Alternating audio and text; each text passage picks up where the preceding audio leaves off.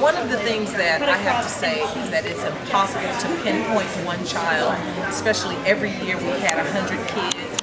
My thing is the atmosphere each year changes because each class has a different dynamic to it. The one thing I can also say is that our determination to help these kids find their voices and find their strengths and find their dreams within a 3-day period of time is still our main focus. We don't change that. We want them to be the best they can be because we see potential. We can pinpoint it, and those of us who are discerning, we know, hey, that kid has a future in music. That kid has a future in biology. That kid has a future wherever he wants or she wants her future to be. And I think that's the most important thing. Of course, you experience Princeton.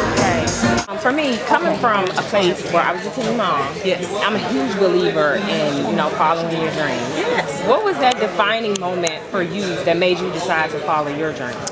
I think I was born following my dreams. In my family, there was no leisure time. As far as, I don't know what I want to do. No, you made up your mind. You figured out early. And I think that I attribute that to my parents because they really did believe in looking at what each child, because I'm the oldest of 6 kids, looking at what each child's strengths were. Helping them strengthen their weaknesses. But what are you strongest in? My entire family can sing. We could really be the Adams, but none of them wanted to sing except me. And so it's really interesting, we have 2 lawyers, we have 2 teachers, and so each person was given the opportunity in our family to be themselves. And all of us, not just the ones that were successful, all of us were able to be boosted to a place that everything you dream, everything you say is important. In this house, we all have a great say in what goes on. So, there's so many things. I know I'm like, what do I pinpoint? What do I pinpoint? But there's so many things that we could be here for an hour talking about the great parents, talking about the faith they instilled in me, and then allowing me to have my own God experience and have my own faith walk, because there's just so much that a parent can do.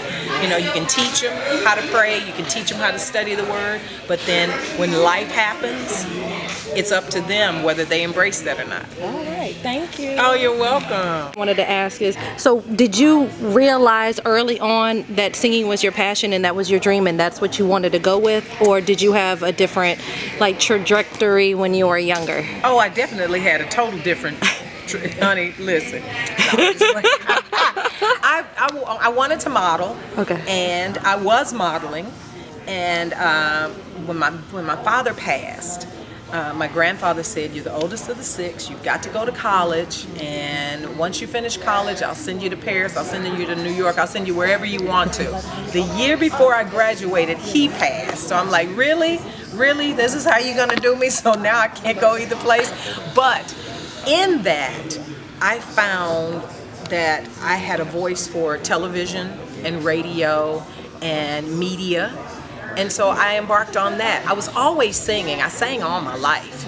So that was not, the thing that I said, oh, I'm going to do this for the rest of my life. I was always taught that you have 3 to 4 streams of income in my family.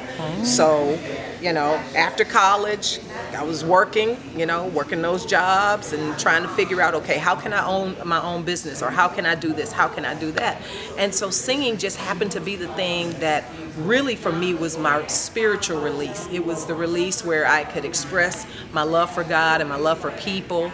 And then all of a sudden it became so huge that I had to quit all of those other jobs that I had and just concentrate on that. So you may be the person looking at me right now who has to go around the bend like I did to find what you are most passionate about. But guess what? It's never too late. You can find your passion any day. And I'm counting on you to find it, all right?